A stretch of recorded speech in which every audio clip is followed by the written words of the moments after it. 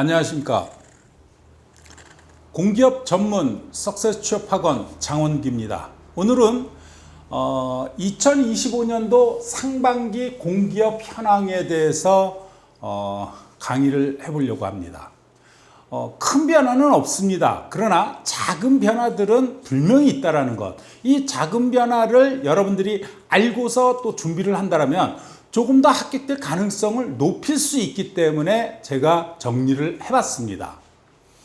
가장 기본적으로 2025년도 상반기에 채용이 증가됐다는 것입니다.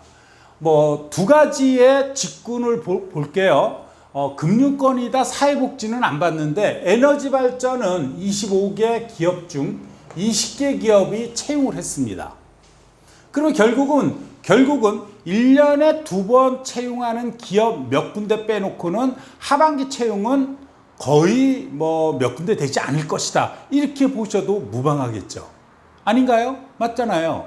그럼 결국은 여러분들이 하반기를 준비하면서 내년 상반기까지도 대비를 하셔야 된다는 겁니다. 이것이 그렇게 대비를 하시는 분들이 지혜로운 사람이다 라고 말씀드릴 수 있기 때문입니다. 자, 두 번째는 교통공기업도 8개 기업 중에 7개 기업이 채용을 했습니다. 이제 남은 곳은 인천국제공항공사 한 곳밖에 없습니다. 그러나 하반기에 채용하는 기업이 하나 내지 2개 기업은 있을 수 있겠죠. 그리고 또 하나는 상반기에 채용이 상당히 증가했습니다.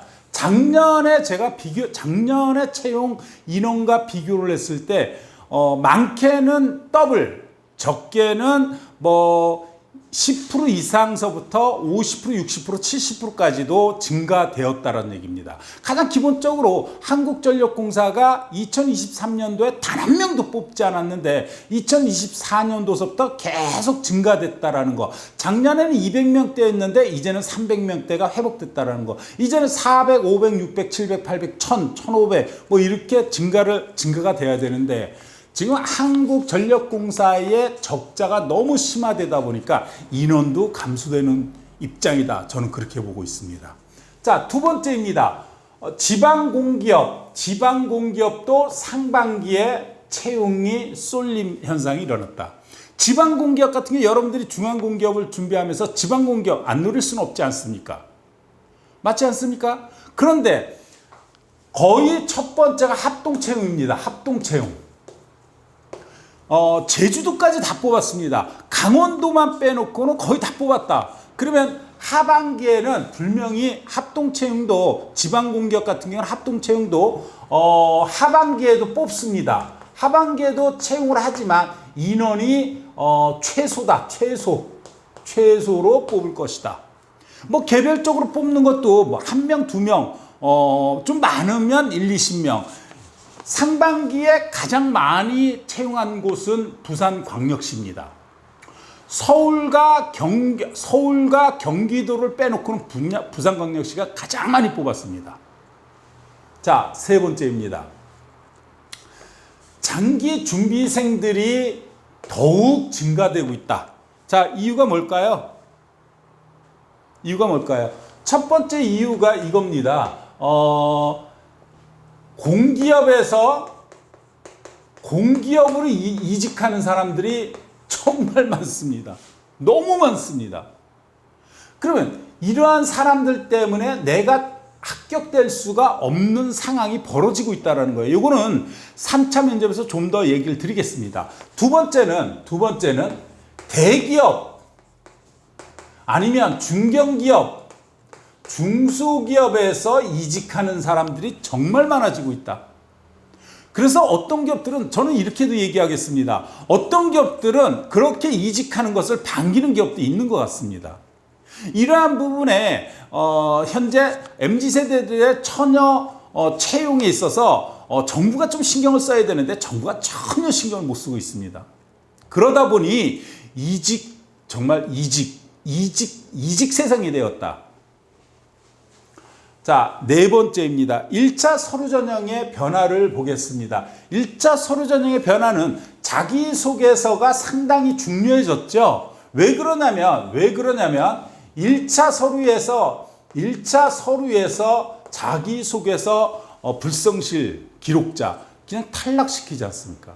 그런데 현재 자기소개서가 필기시험을 끝나고 나서 합격성에 한해서 제출하는 그러한 시스템으로 바뀌어가고 있어요. 이게 하반기와 내년에는요 더 많아질 겁니다. 이 얘기는 뭐다? 여러분들한테 자기소개서가 부담감이 많이 줄어든다 이렇게 보셔야겠죠. 자, 두 번째입니다. 인성검사입니다. 인성검사가 매우 어려워지고 있다. 그래서 부를 나누고 또 하나는 면접시 참고자료. 근데 이 참고자료라고 하더라도 여러분들이 간과해서는 절대로 안 됩니다. 왜 그러냐면 인성검사에서 조금의 이상이 떴을 때 부적격으로 떨어지진 않지만 3차 면접에서 떨어질 가능성이 크기 때문입니다. 따라서 인성검사를 제대로 준비를 해놓지 않았을 경우 인성검사 때문에 낭패를 보시는 분들이 정말 많습니다. 저도 지금 현재 카카오톡이다, 네이버 지식인이다, 일반 문자다 이러한 부분에 있어서 가장 질문 많이 받는 게 사실은 1차 서류를 어떻게 해야 돼요? 그 다음에 자기소개서를 어떻게 써야 돼요? 2차 필기 전형을 어떻게 해야 됩니까? 3차 면접을 어떻게 준비해야 돼? 이런 질문이 많아야 되는데 인성검사 질문이 거의 대다수라는 것이죠. 자, 세 번째입니다. 이거는 1차 서류 전형의 변화가 아니에요. 제 강의를 지금 듣고 계시는 분들 중에 자격증 중에 토익이 없다, 스피킹이나 오픽이 없다라고 했을 때 어떻게 해야 되냐면은 여기 제가 말씀드렸죠. 지방공기업. 이 지방공기업은 자격 기준이 자기소개서가 가장 많고요. 또 하나는 지원만 하면 시험 보고서 자기소개서를 내는 곳도 있어요. 이런 곳들은 뭐냐면은 자격증이 없어도 시험을 볼 수 있다. 그러면 필기시험과 면접만 잘 준비하면 일반 토익이 없는 사람들도 사실은 합격될 수 있다. 지방공기업에서. 중앙공기업에서는요 한두 군데밖에 없습니다. LX나 등등 LX인가요? 한국 토지 아니야. LX 같아요. 네. 몇 군데 없습니다. 중앙공기업에서는. 따라서 여러분들이 기본적으로 자격증 중에서는 토익 점수 그리고 스피킹이나 오픽 점수를 갖고 있어야지만 내가 시험을 볼 수 있는 권한을 가지게 된다. 자, 1차 서류 전형 끝냈습니다. 2차 필기 전형을 보겠습니다. 자, 2차 필기 전형은 크게 변화가 없었습니다.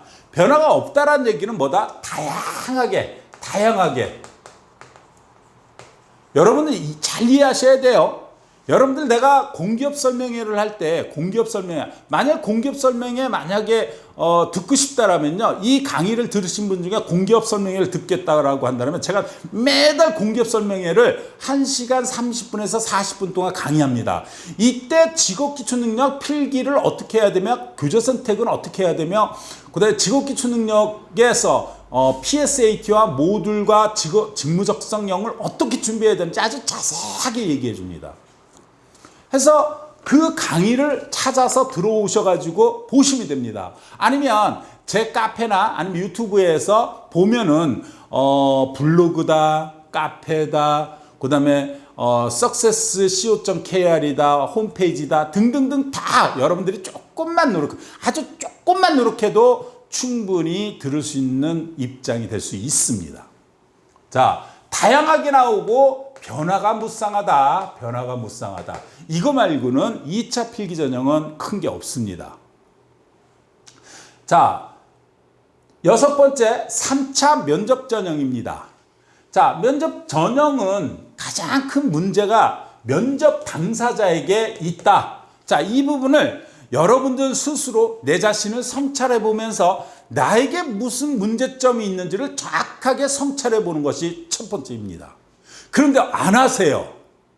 거의 우리나라의 필기 능력에서 합격되시는 분들은 워낙 많습니다. 그런데 면접 하나도 준비 안 해 가시는 분들이 정말 많다는 것입니다. 나는 그런 소문을 계속 듣습니다. 왜? 우리 학원생들이 와, 원장님, 어떤 사람은 한마디도 안 해요. 그러니까 그러한 사람들이 정말 가고 싶은 사람들을 해치는 겁니다. 뭐 준비도 안 해요. 어떤 노력도 안 기울여요. 이게 면접 당사자에게 가장 나는 사실 면접 당사자에게 90% 이상 있다, 나는 그렇게 봅니다. 또한 면접에서 지금 어려운 입장이 제가 장기 준비생 더욱 증가되고 있다라고 말씀드렸죠. 이겁니다. 공기업에서 공기업 이직. 저는 프로테이지는 얘기 안 드리겠습니다. 저는 알고 있습니다. 그럼 하나만 말씀드릴게요. 어떤 기업은요, 이직자가 100%인 경우도 있습니다. 여러분 놀라겠죠? 그러면 내가 지금 현재 회사를 다니지 않고 있다면 나는 합격될 가능성이 없다라는 것 아닙니까? 그럼 여러분들의 희망을 뺏는 그러한 얘기라고 듣지 마시고 그 와중에도 틈새는 분명히 있다라는 것. 그래서 열심히 준비하셔가지고 최종 합격을 하시란 얘기입니다. 자, 두 번째는 대기업과 공무원에서 이직이 정말 빈번해지고 있습니다. 따라서 여러분들이 필기를 준비하면서 면접까지도 준비하는 지혜를 가져야 된다. 이 지혜를 갖지 못했을 경우에는 합격될 가능성이 매우 최소화되고 어떻게 된다? 장기 준비생이 될 수밖에 없다. 자, 그래서 일곱 번째, 내가 합격되기 위한 노력을 어떻게 해야 되는지에 대해서 간단히 말씀드리겠습니다. 첫째는 2차 필기 시험은 함께한다. 무슨 얘기? 스터디를 통해서 함께한다. 이것이 빠른 합격으로 갈 수 있는 방법입니다.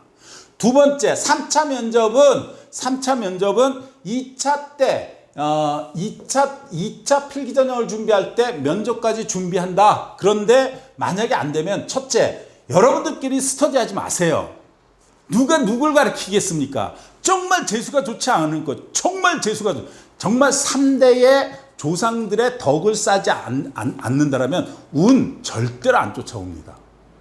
운은 내가 만드는 겁니다. 따라서 첫 번째, 여러분들이 돈을 들이지 않겠다고 한다면 부모님한테 배우세요. 그게 방법입니다. 챗GPT한테 배운다? 한 가지, 두 가지 질문은 당연히 물어볼 수 있죠. 그게 도움이 될 수는 있겠죠. 하지만 면접관들이 생각 안 할까요? 챗GPT가 이야기하는 부분들을 기울이지 않을 거라고 생각하지 마십시오. 따라서 부모님한테 배운다. 아니면 정말 면접만큼은 전문 기관을 찾는다. 전문 기관이라는 게 우리 석세스 취업학원 이런 곳을 말하는 겁니다. 이 정도의 투자도 안 하고서 합격된다. 그러면 장기 준비생으로 전락될 수밖에 없을 것이다 라고 저는 말씀드리고 싶습니다. 따라서 장기 준비생에서 탈출을 하는 방법은 아예 전체를 기관에 맡긴다. 아니면 부분, 이렇게 3차 면접 부분을 기관에 맡긴다. 저는 이 자리에서 아주 당당하게 이야기를 드리겠습니다. 여러분들이 찾아오신다면 여러분들 충분히 합격으로 이끌어 드릴 것이기 때문입니다. 오늘 강의 마치겠습니다. 감사합니다.